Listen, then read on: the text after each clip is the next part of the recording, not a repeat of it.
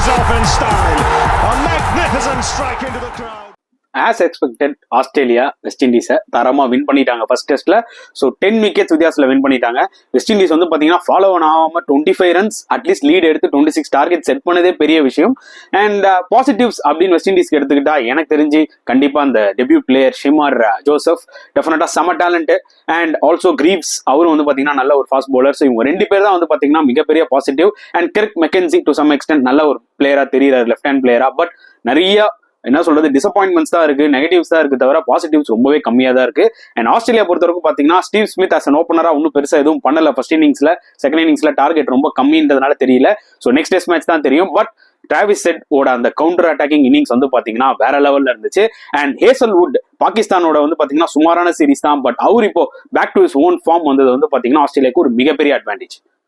வணக்கம் நண்பர்களே, welcome to channel cocktail furious. So first test between Australia and West Indies நடந்து முடிஞ்சிருச்சு. And கம்ஃபர்டபுளா ஆஸ்திரேலியா 10 விக்கெட்ஸ் வித்தியாசத்துல வின் பண்ணிட்டாங்க அடிலைட்ல. அண்ட் இட் வாஸ் எக்ஸ்பெக்டடுங்க. ஏன்னா ஆஸ்திரேலியா தான் வின் பண்ண போறாங்கன்றது நம்மளுக்கு ஆப்வியஸா தெரியும். ஏன்னா அவங்க ஹோம் கண்டிஷன், எந்த கண்டிஷனா இருந்தாலும் இந்த வெஸ்ட் இண்டீஸ் டீமை எந்த டீம் வேணாலும் அடிக்கலாம், அந்த மாதிரி தான் இவங்க கிட்ட இருக்கு. அண்ட் எஸ், இதை நம்ம மோஸ்டா என்ன டிஸ்கஸ் பண்ண போறோம்னா பாசிட்டிவ்ஸ் அண்ட் நெகட்டிவ்ஸ் தான் மேஜரா நம்ம டிஸ்கஸ் பண்ண போறோம்.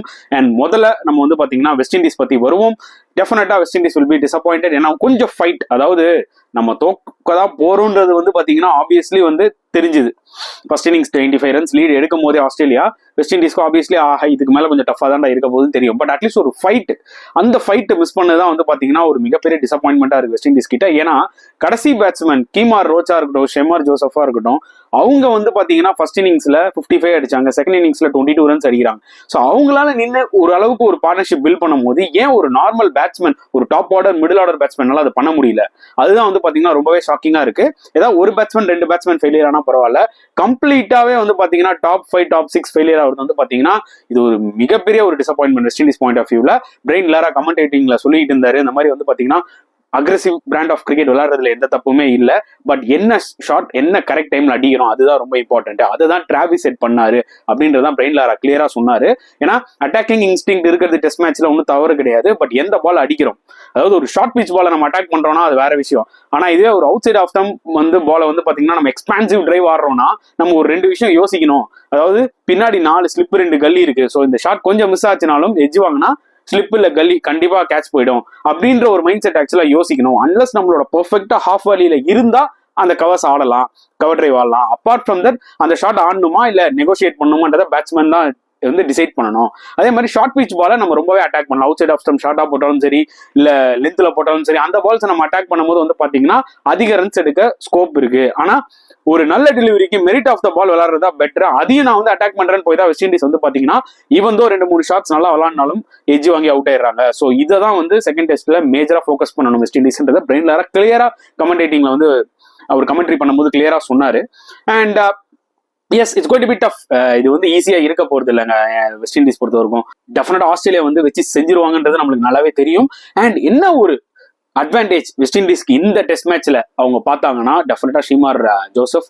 ஏன்னா ஆஸ் அ டெபியூட்டண்டா அவரும் பெர்ஃபார்ம் பண்ணது வந்து பாத்தீங்கன்னா ட்ரெமெண்டஸா இருந்துச்சு. ஏன்னா ஆஸ்திரேலியால போய் நீங்க ஒரு 5 ஃபார் ஒரு டெபியூ மேட்ச்ல எடுக்கிறது வந்து இட்ஸ் நாட் ஈஸி. ஏன்னா ஆஸ்திரேலியா கிட்ட நல்ல பேட்ஸ்மேன்ஸ் இருக்காங்க. அதுவும் அவரோட முதல் விக்கெட் முதல் பால்லயே ஸ்டீவ் ஸ்மித் அவுட் ஆகுனது, மார்னஸ் லெபஷனி அவுட் ஆகுனது, அண்ட் மிச்சல் மார்ஷ், இந்த மாதிரி மேஜர் விக்கெட்ஸ் எல்லாம் எடுத்ததுனால அவருக்கு கான்பிடன்ட் லெவல் ரொம்பவே அதிகமா இருக்கு. இன்னொரு ஒரு மேஜர் பிளஸ் என்னன்னா நம்பர் 11ல வந்து பாத்தீங்கன்னா ஒரு ரன் ஸ்கோர் பண்றாரு, 35 அடிச்சாரு.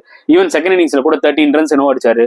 சீம்ஸ் டு பி நம்பர் 11 மாதிரி தெரியல. டெஃபினட்டா ஒரு 2 ஸ்பாட் முன்னாடி போய் அவர் நம்பர் 9 விளையாட வைக்கலாம். ஏன்னா அவருக்கு ஓரளவுக்கு பெட்டரா விளையாடுறாரு. யார் அல்சரி ஜோசப் அண்ட் சில பிளேயர்ஸை கம்பேர் பண்ணும்போது, இந்த குதிகேஷ் மூட்டியெல்லாம் கம்பேர் பண்ணும்போது இவர் கொஞ்சம் டீசெண்டா விளையாடுறாரு. மேபி இவர் அடுத்த டெஸ்ட் மேட்ச்ல நம்பர் 9க்கு ப்ரோமோட் பண்ணலாம், நம்பர் 11 விட அட்லீஸ்ட் ஒரு எக்ஸ்ட்ரா 30-35 ரன்ஸ் ஆகுது வெஸ்ட் இண்டீஸ்க்கு கிடைக்கும். அண்ட் எஸ், அவ்வளவுதான். வெஸ்ட் இண்டீஸ் பொறுத்த வரைக்கும் பாத்தீங்கன்னா நம்ம வந்து இதுக்கு மேல பெருசா அலசத்துக்கு ஒண்ணுமே கிடையாது. அண்ட் ஆஸ் அ கேப்டனா கிரேக் பிராத்வைட் நெக்ஸ்ட் மேட்ச்ல கண்டிப்பா பெர்ஃபார்ம் பண்ணி ஆகணுங்க. இல்லைன்னா ஃபெயிலியர் ஆயிட்டே இருந்தா நீ கேப்டனாவும் வந்து யாருக்கும் எதுவும் ப்ரூவ் பண்ண மாட்டேங்கிற, அட் த சேம் டைம் ஒரு பேட்ஸ்மேனாவும் யாருக்கும் நீ ப்ரூவ் பண்ண மாட்டேங்கிற அப்படின்னும் போது அவர் மேல ப்ரெஷர் இருக்கதான் செய்யும். ஸோ டெஃபினட்டா நெக்ஸ்ட் டெஸ்ட் மேட்ச் அவருக்கு வந்து அந்த ஒரு ப்ரெஷரோட தான் விளையாட போறாரு. ஸோ டெஃபினட்டா ஒரு இன்னிங்ஸாவது அவர் பெர்ஃபார்ம் பண்ணாதான் ஒரு ஜஸ்டிபிகேஷன் கொடுக்க முடியும் அவர்னால. வேற ஆஸ்திரேலியா பொறுத்த வரைக்கும் பாத்தீங்கன்னா முதல்ல அட்வான்டேஜ் எடுத்துக்கிட்டா ஹேசல்வுட்டோட ஃபார்முங்க. ஏன்னா பாகிஸ்தானோட வந்து பாத்தீங்கன்னா அவர் வந்து ரொம்ப ஒரு ஆவரேஜா தான் போலிங் போட்டாரு. அந்த ஒரு 5 for 6 for அந்த ஒரு மேஜரா எடுக்கல. ஒரு டெஸ்ட் மேட்ச் நல்லா போட்டாரு, அதுக்கப்புறம் லாஸ்ட் டெஸ்ட் 2 டெஸ்ட் மேட்சும் ரொம்ப சுமாரா தான் வந்து போலிங் போட்டாரு. வேற கமின்ஸ் வந்து டாமினேட் பண்ணாரு அந்த டெஸ்ட் மேட்ச் பொறுத்த வரைக்கும். நேதன் லைன் நல்லா போட்டாரு, அப்பப்போ மிச்சல் ஸ்டார்க் நல்லா போட்டாரு, ஹேசல்வுட்டே நல்லா போட்டாரு. பட் அந்த ஒரு 1 or 2 விக்கெட்ஸ் தான் எடுத்தாரு தவிர மேஜரா எடுக்கல. நம்ம பார்க்கும்போதே தெரிஞ்சது ஹேசல்வுட் அவரோட பெஸ்ட்ல இல்ல அப்படின்னு. அவரு இப்போ இந்த டெஸ்ட் மேட்ச்ல வந்து பாத்தீங்கன்னா ஃபர்ஸ்ட் இன்னிங்ஸ்ல வந்து 4 விக்கெட், செகண்ட் இன்னிங்ஸ்ல 5 விக்கெட் எடுக்கும்போது ஆப்வியஸ்லி அவர் இஸ் பேக் இன்டு ஃபார்ம். அவர் எடுக்கிற விதம், அந்த விக்கெட்ஸ் எடுக்கிற விதத்திலே நம்ம தெரிஞ்சுக்கலாம், ஓகேடா அந்த அவுட் சைட் ஆஃப் ஸ்டம்ப் போட்டு அப்படி நிப்பாரும் போது பாத்தீங்கன்னா டிபிக்கல் ஹேசல்வுட்ரா அப்படின்ற மாதிரி நம்மளுக்கு கிளியரா தெரிஞ்சுது. ஸோ வெஸ்ட் இண்டீஸ் வந்து நிஜமா வந்து பாத்தீங்கன்னா ரொம்ப டேஞ்சர் சைட்ல இருக்காங்க. ஏன்னா ஒரு பக்கம் கமின்ஸ் ஸ்டார்க்லாம் ஆல்ரெடி ஃபார்ம்ல இருக்காங்க, இப்போ ஹேசல்வுட் ஃபார்ம்ல வந்துட்டாரு, நேதன் லைன் உங்களுக்கு செக் வச்சுக்கிட்டே இருப்பாரு ஒரு எண்ட்ல. ஸோ இந்த அட்டாக்கை திருப்பி செகண்ட் டெஸ்ட் மேட்ச்ல எந்த அளவுக்கு கவுண்டர் பண்ணுவாங்கன்னு நினைச்சு பார்த்தாலே கொஞ்சம் கஷ்டமா தான் இருக்கு. ஏன்னா ஹேசல்வுட்ன்ற ஒரு பிளேயர் ஃபுல் ஃபார்ம் கொண்டாருன்னா ரொம்பவே கஷ்டங்க. நீங்க ஸ்டார் கமின்ஸ் கூட அப்பப்போ ரன் ஸ்கோர் பண்ணலாம், ஆனா ஹேசல்வுட் மாதிரி போலரை வந்து நீங்க பாத்தீங்கன்னா சம்டைம்ஸ் கவுண்டர் அட்டாக் பண்றதே கொஞ்சம் டிஃபிகல்ட்டா இருக்கும். ஏன்னா அவர் போற லைன் அண்ட் லென்த் அந்த மாதிரி, அதுவும் ஆஸ்திரேலியன் பிச்சஸ்க்கு பர்ஃபெக்டா சூட் ஆகும் அவரோட bowling style. And obviously Travis ஹெட்டோட கவுண்டர் அட்டாக்கிங் 119 ரன்ஸ். ஏன்னா டிராவிஸ் ஹெட்டும் வந்து பாத்தீங்கன்னா பாகிஸ்தானோட அந்த அளவுக்கு எக்ஸ்பெக்ட் பண்ண அளவுக்கு பெருசா விளையாடல. பட் ஆனா அவர் என்ன மாதிரி பிளேயர்னா, அதாவது ஆஸ்திரேலியா ஒரு கிரிட்டிக்கல் சிச்சுவேஷன், ஒரு டவுன்ல இருக்கும்போது வந்து பாத்தீங்கன்னா இந்த மாதிரி சில கவுண்டர் அட்டாக்கிங் இன்னிங்ஸ் ஆடி ஒரு 60, 70 இல்ல ஒரு செஞ்சுரி மாதிரி போடுறாரு. அதுதான் இந்த டெஸ்ட் மேட்ச்ல அவர் காமிச்சாரு. ஸோ ஆப்வியஸ்லி அவரோட ரோல் அதுதான் டெஃபினட்டா. அண்ட் ஸோ இதுதான் வந்து பாத்தீங்கன்னா ஆஸ்திரேலியாவோட மேஜர் பாசிட்டிவ்ஸ். ஆஸ்திரேலியாவுக்கு வந்து பாத்தீங்கன்னா ஓகே எந்த விஷயத்துல டிசப்பாயிண்ட் ஆயிருப்பாங்க அப்படின்னும் போது, எஸ் ஸ்டீவ் ஸ்மித் பொறுத்த வரைக்கும் பாத்தீங்கன்னா நிறைய ரன்ஸ் அடிப்பாரு. மார்னஸ் லேபஷனே வந்து பாத்தீங்கன்னா ஹோம் சீசன்லாம் ரன்ஸை குவிப்பாங்க மலை மாதிரி. பட் இந்த சீசன்ஸ்ல பாகிஸ்தானோடையும் சரி, இந்த மேட்ச்லயும் சரி, ஃபர்ஸ்ட் இன்னிங்ஸ்ல அவங்க ஃபெயிலியர் சந்திச்சிட்டாங்க. அந்த அளவுக்கு எக்ஸ்பெக்ட் பண்ண அளவுக்கு விளையாட மாட்டேங்கிறாங்க. அது ஒரு சின்ன வருத்தம் கண்டிப்பா அவங்களுக்கு இருக்கும். என்னதான் மிடில் ஆர்டர்ல வந்து பாத்தீங்கன்னா டிராவிஸ் ஹெட், மிச்சல் மார்ஷ்லாம் ஃபார்ம்ல இருந்தாலும் அவங்க ஸ்டீவ் ஸ்மித், மார்னஸ் லேபஷனி கிட்ட இருந்து அந்த ஒரு பெரிய ஸ்கோர், ஈவன் கவாஜா கூட பாத்தீங்கன்னா நல்லா ஸ்டார்ட் பண்றாரு, ஆனா ஒரு செஞ்சுரியா பெருசா கன்வெர்ட் பண்ண மாட்டேங்கிறாரு.